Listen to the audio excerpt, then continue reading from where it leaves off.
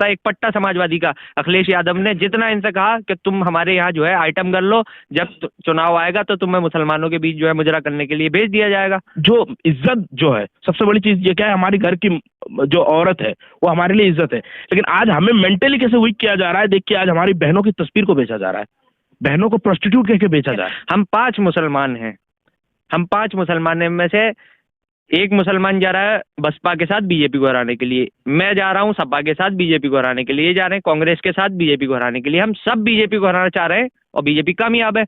हम देंगे वही प्रधानमंत्री साहब, जब वो आता है सुलिटिस और बुलिटिस होता है तो उस पर तो वही आइटम गर्ल जो है जब चुनाव आता है तो अब आजम खान जेल में पड़े हुए, तो अब अब्दुल्ला आजम जो है आके कह रहे हैं कि ओवैसी साहब हरवाने की कोशिश न करें। अब्दुल्ला आजम को शर्म आनी चाहिए कि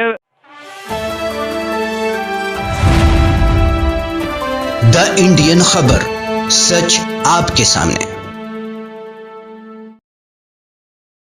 मतलब उत्तर प्रदेश के मुसलमानों का हाल ये हो गया कि हमारी पैदाइश का जो है मतलब ही यही है कि हम बीजेपी को हराने के लिए पैदा हुए हैं, हमारे पास कोई और मुद्दा नहीं है। अब हम जो है समाजवादी को वोट देते हैं, मान लीजिए उत्तर प्रदेश का मुसलमान जो है वो समाजवादी को वोट दे देता है और उसके बाद समाजवादी की गवर्नमेंट बन जाती है, बीजेपी हार जाती है, तो हम अपने मुद्दे क्या रखेंगे अखिलेश यादव के सामने? अखिलेश यादव तो हमसे डायरेक्ट कह देंगे कि भाई आपका मुद्दा था, चुनावी मुद्दा था कि बीजेपी को हराना है, तो बीजेपी हार गई, और आपने अपने इशूज जो है वो चुनाव के वक्त आपके कोई इशूज नहीं थे।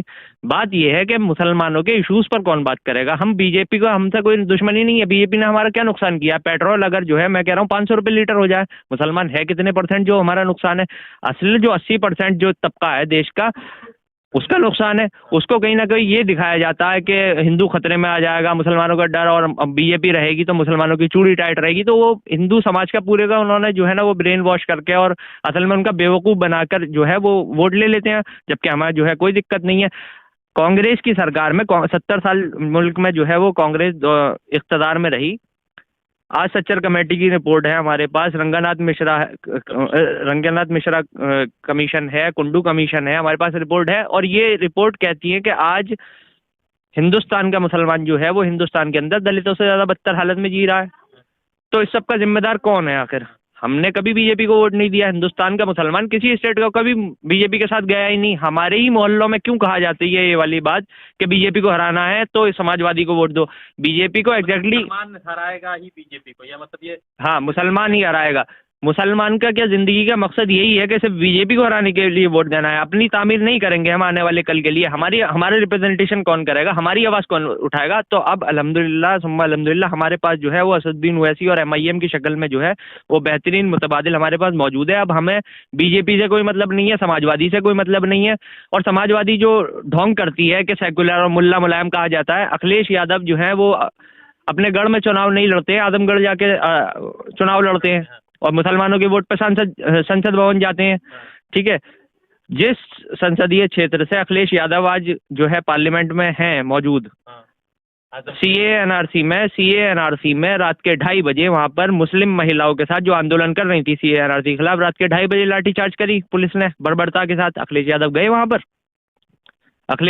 वहां पर, किस तरीके से कहा जाए? क्योंकि ये मुसलमानों की बिल्कुल इग्नोर जिस तरीके से किया है, चाहे वो समाजवादी हो, चाहे वो बसपा हो, चाहे वो कांग्रेस हो, मुसलमानों को अछूत कर दिया बिल्कुल इन्होंने। और ये होना था क्योंकि मुसलमानों के पास कोई मकसद नहीं था, उन्होंने अपने कल की तामीर नहीं करी। आज आप किसी भी समाज का देख लीजिए, कुर्मी हो, जाटव हो, दलित हो, यादव हो, ब्राह्मण हो, ठीक है, हर समाज का नेतृत्व है, लेकिन मुसलमान का नेतृत्व नहीं है। हम 5 मुसलमान हैं, हम 5 मुसलमान में से एक मुसलमान जा रहा है बसपा के साथ बीजेपी को हराने के लिए, मैं जा रहा हूँ सपा के साथ बीजेपी को हराने के लिए, ये जा रहे हैं कांग्रेस के साथ बीजेपी को हराने के लिए। हम सब बीजेपी को हराना चाह रहे हैं और बीजेपी कामयाब है। हमेशा हमारे मोहल्ले में जब भी इलेक्शन आता है, हमारे मोहल्लों में ये बात कही जाती है कि बीजेपी को हराना है समाजवादी को वोट दीजिए, बीजेपी को हराना है बसपा को वोट दीजिए। हम 70 साल से बीजेपी को हराते आ रहे हैं और आज हाल ये है कि चाहे वो उत्तर प्रदेश हो या पूरा मुल्क हो, आज पूरी तरीके से हर जगह पूर्ण बहुमत से जो है बीजेपी की सरकार है। तो इस बार हम वोट अपना जो है वो बर्बाद करके देखेंगे, क्योंकि हम आबाद करते आ रहे हैं इनके कहने से कि भाई बीजेपी को हराना है, वोट बिखराव ना हो जाए। इस बार हम बर्बाद करके देखेंगे और हम जो है वो समाजवादी को हरवाएंगे पूरी तरीके से। असदुद्दीन ओवैसी ऑप्शन है हमारा। तो नहीं बना पाएंगे ना, सरकार नहीं बना पाएंगे। मान लीजिए 10 विधायक जो है वो कामयाब हो जाते हैं उत्तर प्रदेश, और इंशाल्लाह निकलेंगे 10 से ज़्यादा विधायक निकलेंगे, लेकिन 10 विधायक अगर निकल जाते हैं और मान लीजिए समाजवादी को सरकार बनाने के लिए 10 विधायकों की कमी पड़े किंग मेकर की भूमिका।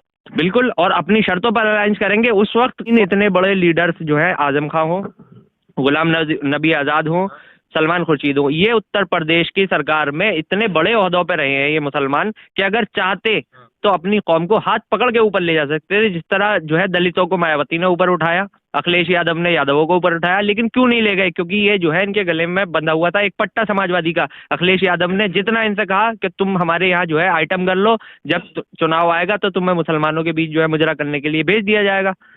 तो वही आइटम गर्ल जो है जब चुनाव आता है तो अब आजम खां जेल में पड़े हुए, तो अब अब्दुल्ला आजम जो है आके कह रहे हैं कि ओवैसी साहब हरवाने की कोशिश न करें। अब्दुल्ला आजम को शर्म आनी चाहिए कि मुजफ्फरनगर जल रहा था, आजम खां कुछ नहीं कर पाए, आजम खां जेल में पड़े, अखिलेश यादव मुलाकात करने नहीं जाते। असदुद्दीन ओवैसी जिस दिन कहते हैं कि हम जो है एक कोई खबर आ जाती है कि असदुद्दीन ओवैसी मुलाकात करने जा रहे हैं, तो अखिलेश यादव अगले दिन पहुंच जाते हैं तदीन फातिमा से मुलाकात करने के लिए उनके घर पे। तो कहीं ना कहीं ये देखना पड़ेगा। और ये हमारे कोई मुस्लिम कौम के लीडर नहीं है आजम खां। गुलाम नबी आज़ाद हो, सलमान खुर्शीद हो, किसी भी सेकुलर पार्टी में कोई बड़ा चेहरा अगर मुस्लिम है तो वो मुसलमानों का नेतृत्व नहीं करते। वो अपना फायदा कर सकते हैं, जाती फायदा वो अपने लिए अपने फायदे के लिए है समाजवादी में। मुसलमान कौम के लिए उन्होंने करा क्या, ये बताइए आप?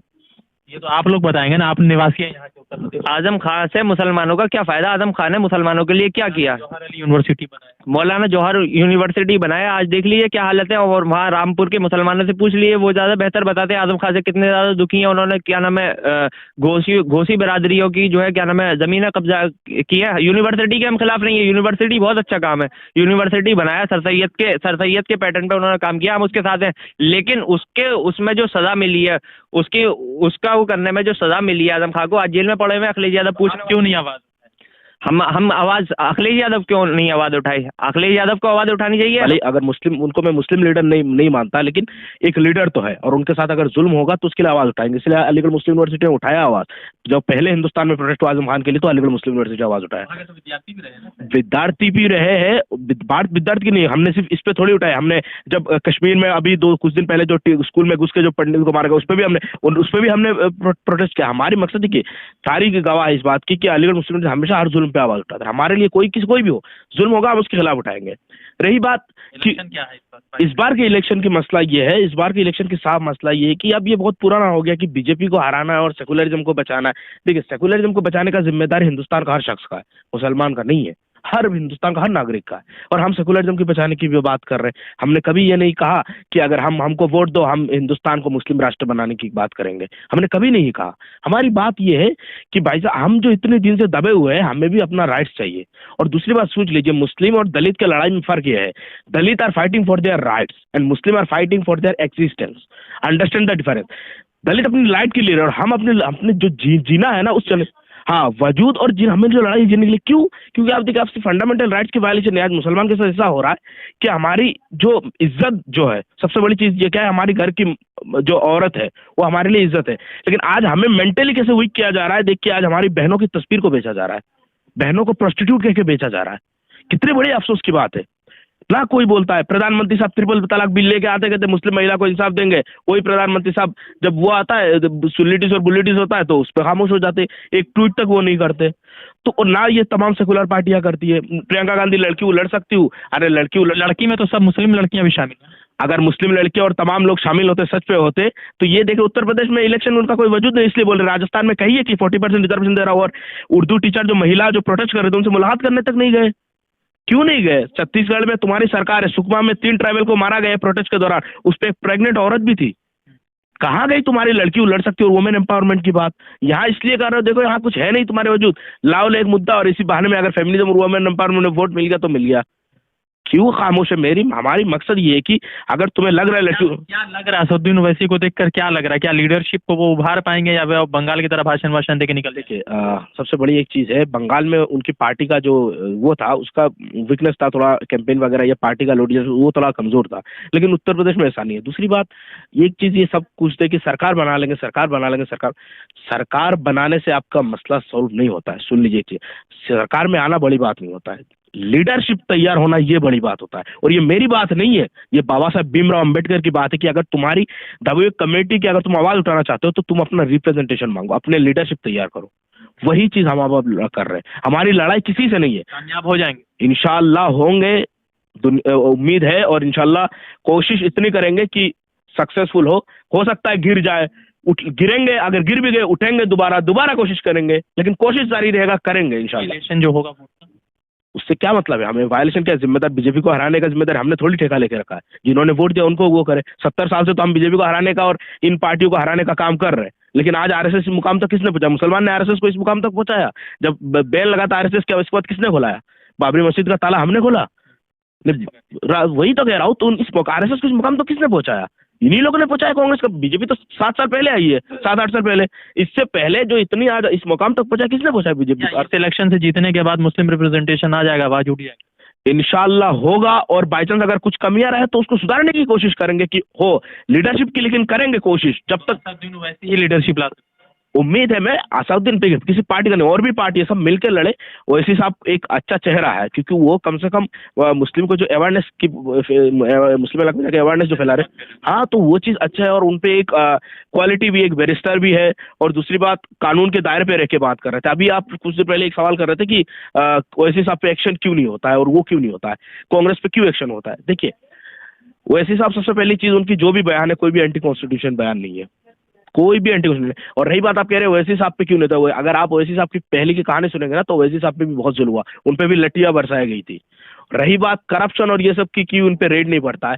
अगर आप ईमानदार रहेंगे, आप अगर मौका ही नहीं देंगे, अगर सही से काम करेंगे जनता के लिए, करप्शन आपके पास होगा नहीं, तो केस आपके ऊपर कितना भी रेड डाल दे, जाके क्या मिल जाएगा। अरविंद केजरीवाल के घर पे भी रेड मारे थे, 10 माफलर लेके आए, 10 मफलर लेके आए। यहाँ 10 टोपी मिल जाएगा, यहाँ 10 टोपी मिल जाएगा, मिल जाए। मसला यही है, हम तो यही कह रहे हैं, वहाँ 10 मफलर में 10 टोपी मिल जाएगा तुम्हें। बाबा साहेब अम्बेडकर की किताब संविधान मिलेगा उनके घर पे जाने को, सबसे पहले भारत की संविधान मिलेगा उनके घर पे। बाबा साहेब की, अम्बेडकर की दी हुई अपनी लाइफ हिस्ट्री, ये सब मिल जाएगा उनको। टोपी मिल जाएगी, कुरान मिल जाएगा, यही मिलेगा, देश की खूबसूरती मिलेगी। और रही बात, असदुद्दीन ओवैसी ने कभी ये नहीं कहा कि हम मुस्लिम की लीडरशिप चाहेंगे और इसके बाद जो बाकी तबके के लोग हैं उनको दबा देंगे, इन्हें कभी नहीं कहा। हम लोगों ने कहा कि हम अभी मार्जिनल, हम सबसे ज्यादा ऑपरेस